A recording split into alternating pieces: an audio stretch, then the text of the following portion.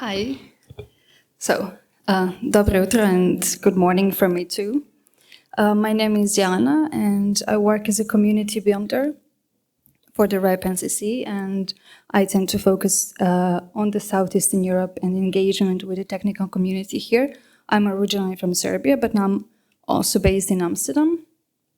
And the topic of my presentation today is going to be, I'm going to talk about some of the developments in the telecommunications market, both on the regional level, but also on the country level. So that means I will give a little bit of focus on Bulgaria specifically.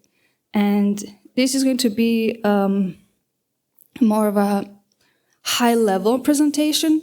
And my goal here today is also to hear from you. So I think we will have, at the end of my presentation, we'll have plenty of time for Q&A. So please, I invite you to come forward to the mic and share some thoughts and opinions with me and comments. I would like to hear if my observations were correct, or if I missed out something important that you can point it out, due to the fact that I'm not from Bulgaria, or that I don't work in the telecoms industry directly.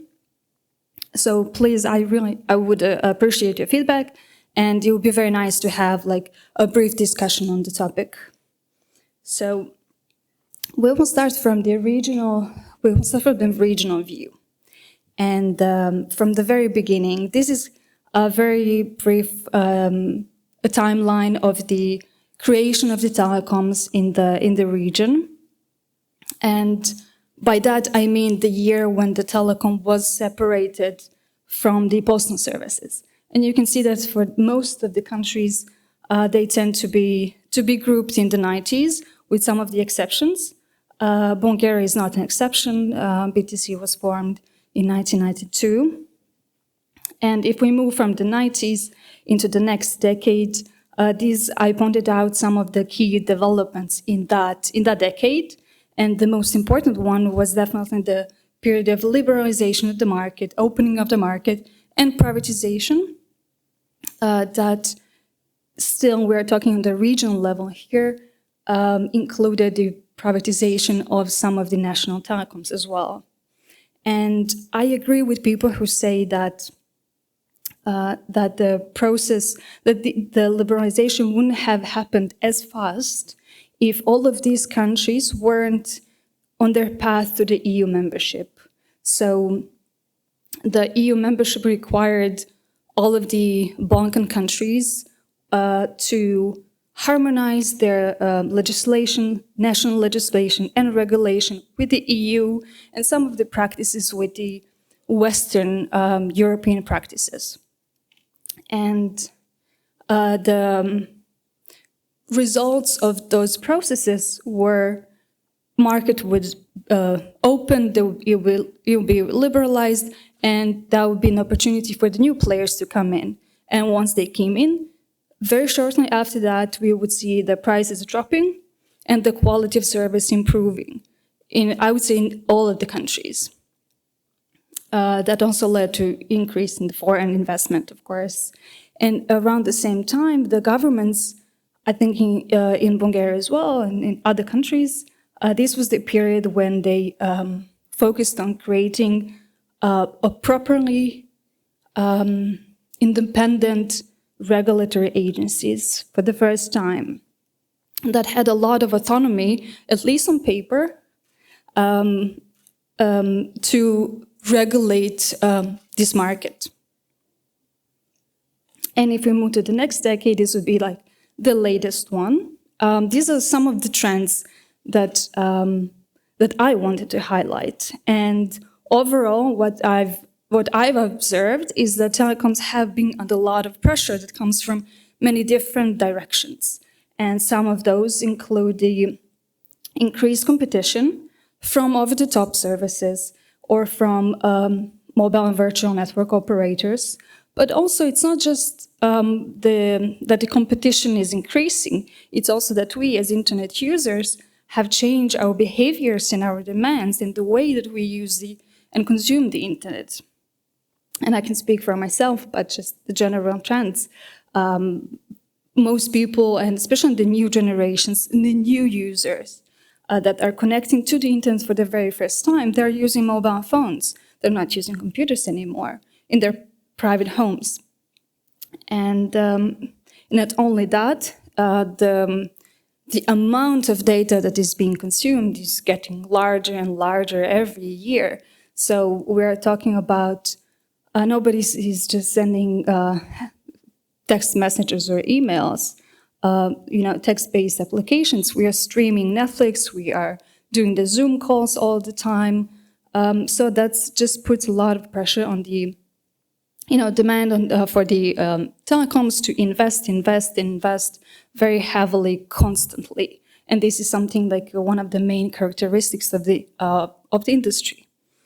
On the other hand, I would say also that regulatory agencies across Europe have also kind of changed their focus so that there's additional increased pressure on the telecoms to keep the price low, increase the quality at the same time, and regulatory agency is, like a hawk standing over them and watching for any negative effects of the market behavior.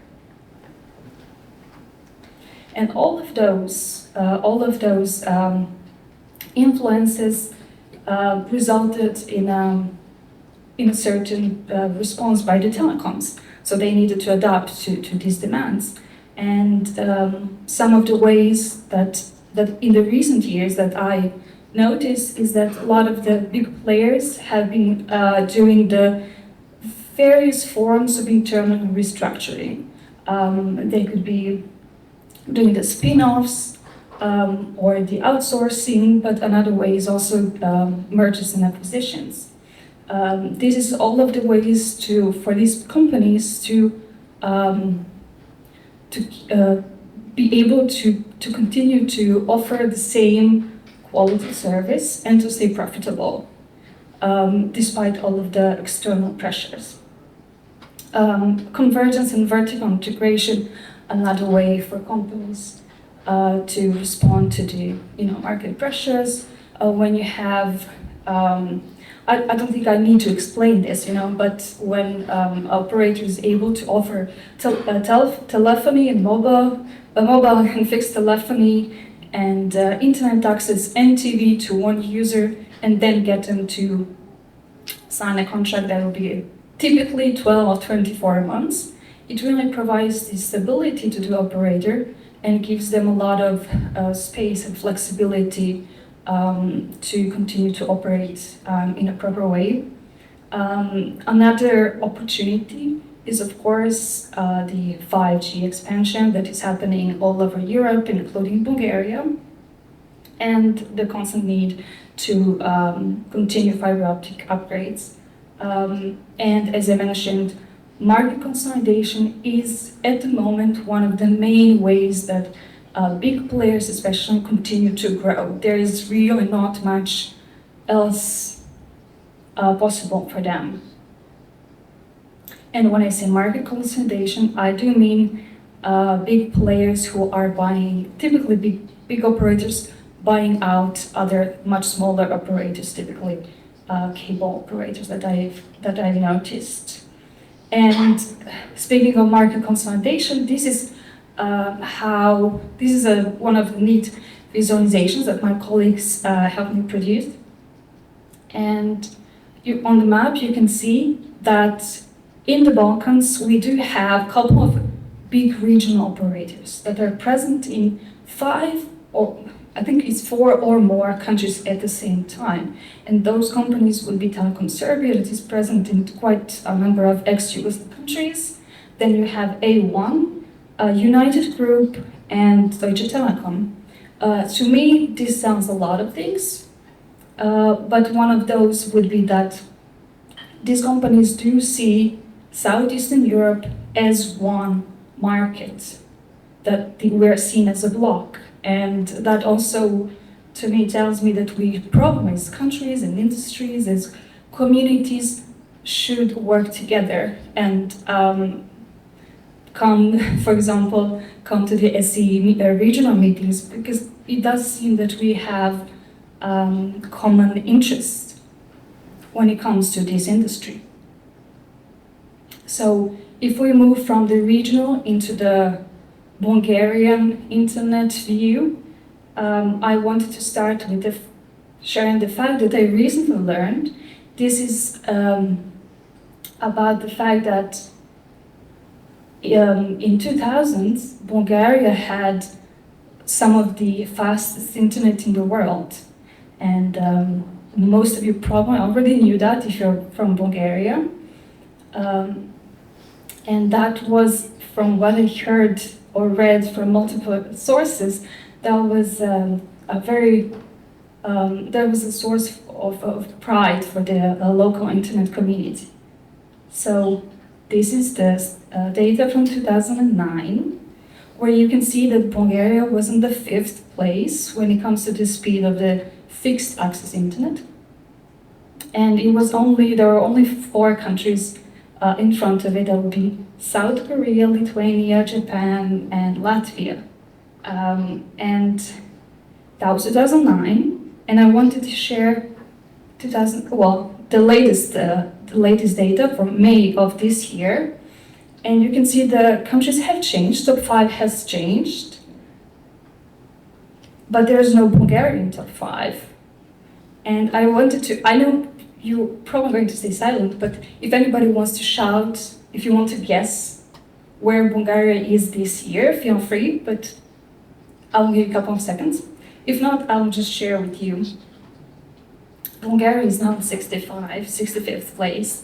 And when I found this information, I was curious to see what the reason could be for this trend, for this type of result. And I separated those potential explanations into 2 columns. So the demand from the users and the reaction of the operators. And it really aligns with what I already shared about the regional market behavior. It doesn't really, it does not, there is not like a significant difference, but there is some specifics about Bulgaria. So in Bulgaria, what's happening is that more and more people that connect to the internet, again, connect by mobile access.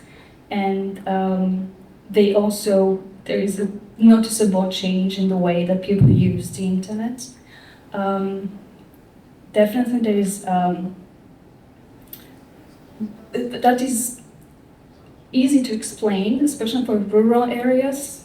Of course, there's only mobile access available to them, so there's not much of a choice. But still, when it comes to the so people are using more of the internet, but what I find interesting is that they're not willing to pay more for higher speeds. I think that's not surprising.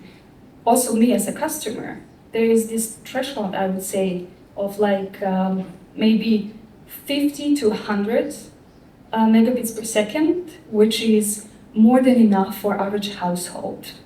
And above that, people are just not willing to pay more for more speed or more bandwidth. It's enough. And that's why, on the other hand, operators are able to justify the lack of investment because there's simply no demand.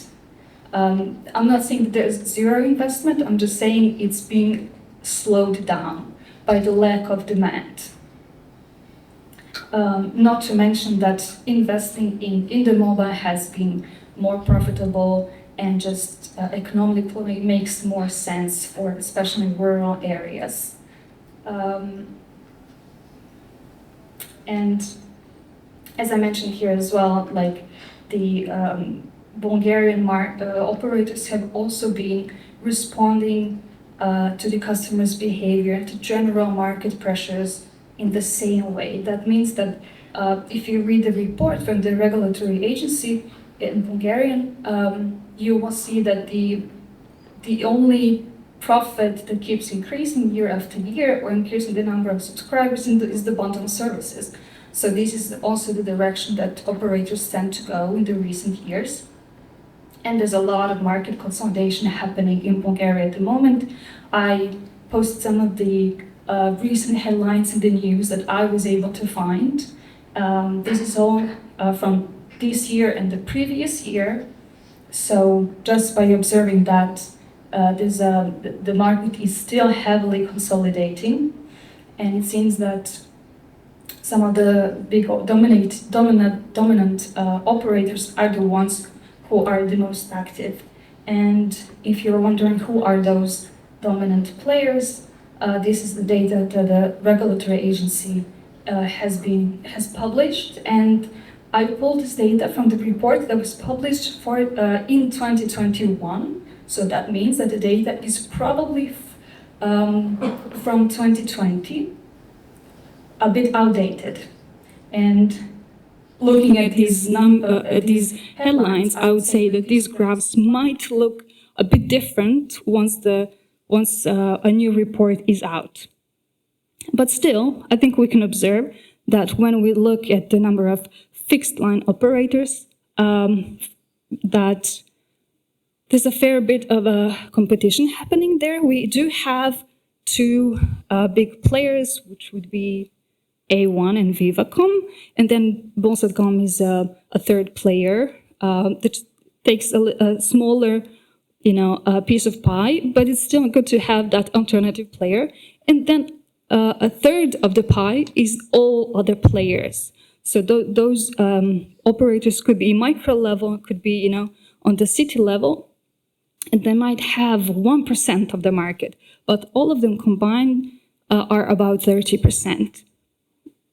So from my observation, this is a good level of competition so far, but then the picture looks slightly different naturally, of course, for the mobile operators, and there we have only 3 big operators that have roughly the same size of the market, a proportion of the market, A1, Vivacom, and Yetel. And across Europe, most consolidation that is happening is actually happening in the mobile industry.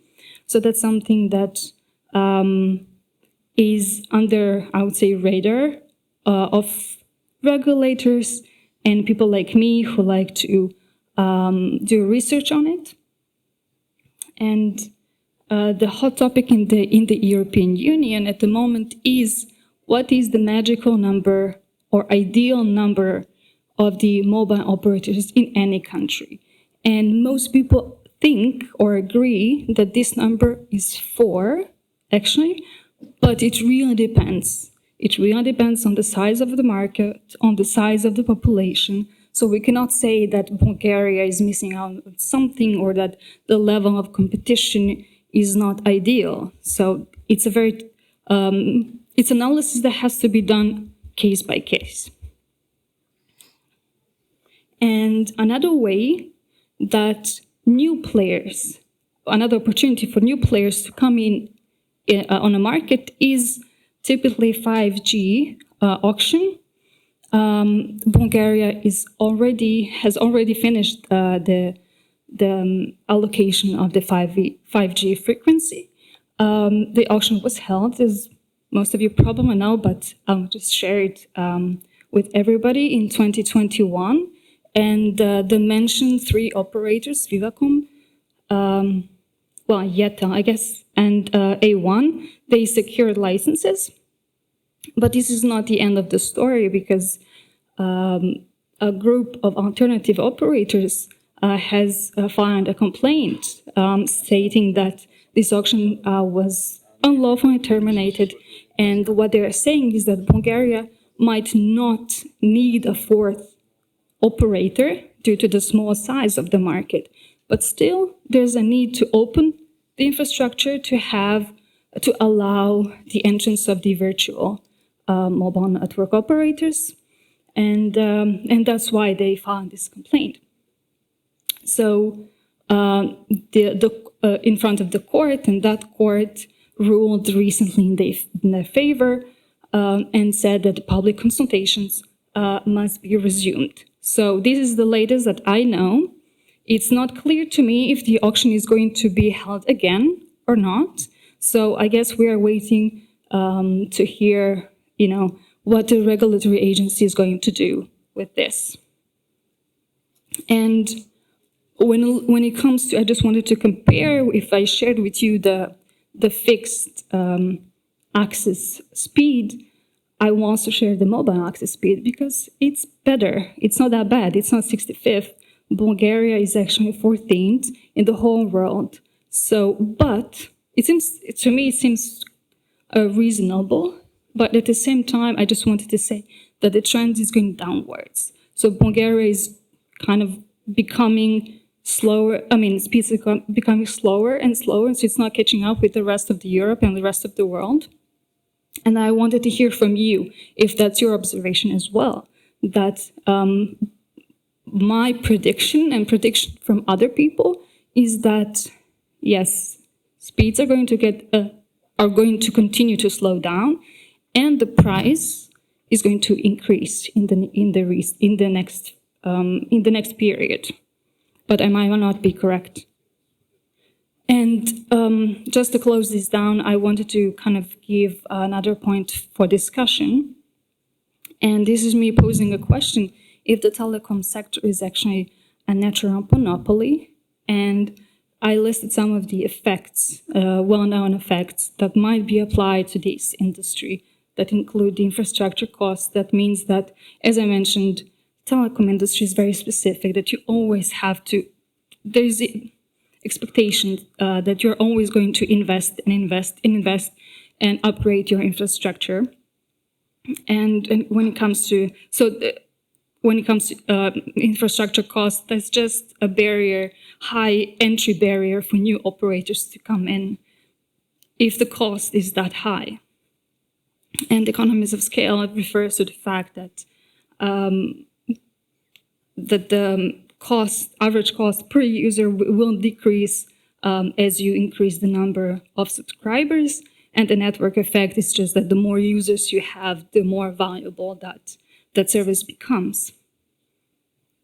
And when it comes to EU single telecom market, this is just the news that I read recently, is that Bulgaria is part of the EU. So EU Commission has this idea that after introducing the regulation on the roaming, they want to go a step further. And that means they really want to push for single telecom, mobile telecom market. That would mean that if I have Dutch Vodafone SIM card and they provide me services in the Netherlands, that if Vodafone is operating in Romania, I think it is, or any other EU country, that I get the same treatment. It's just a step, next step from the current roaming regulation. But this poses so many questions, right? Because this would allow, this is a big opportunity for the transnational operators, but what will be the effect on the much smaller operators in the EU? So I think this is going to be a long debate in the EU, in the European Parliament, at the European Commission, and it's just something to look forward to. And I will open now the floor to questions or your comments. I really want to hear from you.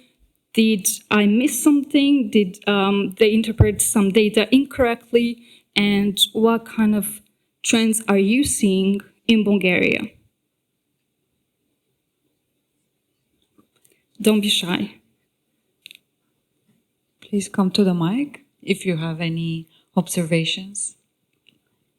Do you find the Bulgarian market to be overly consolidated? Are you concerned with that trend or any other trend that I mentioned?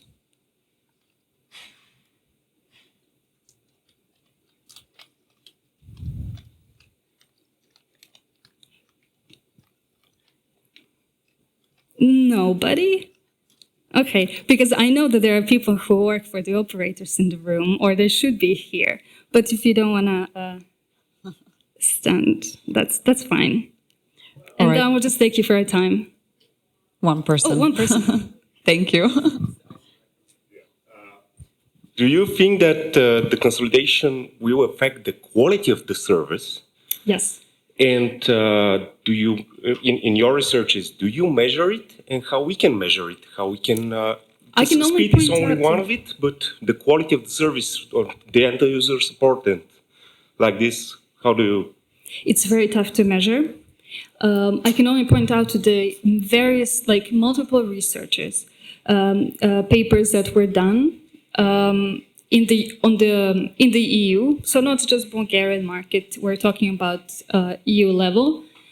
Yeah, because Commission is very interested to hear about this, and there are so many papers, but they're sponsored by different interests. So you have papers that are published by researchers who are financed, sponsored by operators, and they tend to say that consolidation doesn't have any negative effects.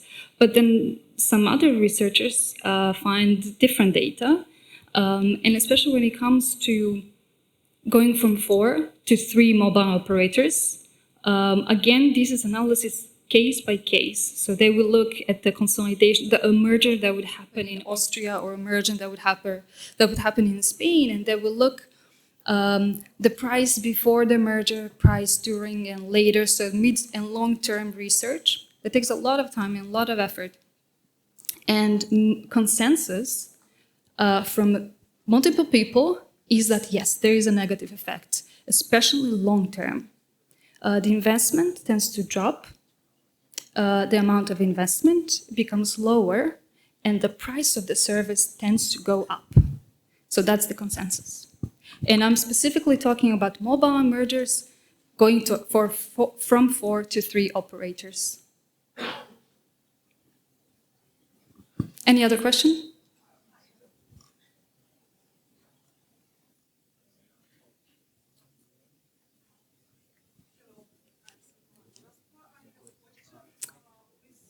Stats, it was like overall stats about mostly broadband services focused on home users. Do you have any separate stats about enterprise usage and corporate services? I wasn't able to find that because I think the Bulgarian regulatory agency is similar to every other agency. Every other report I ever read only focuses on the home users. That's my experience. Yeah, because my opinion is that for home users there is something like limit which people are willing to pay for this service, but in enterprise it's slightly different because nowadays we are all working with big data. We are constantly transferring very big amounts of data. I'm talking about terabytes and petabytes of data. And we are transferring this between cloud and on-premise. And I think there is high demand of high-speed connectivity in enterprise. So that's why I'm asking that question. Yeah, I don't doubt that, but it's just a separate discussion. Okay. And most of the time, discussion is about home users because that affects society as a whole. Okay, thank you. Thank you.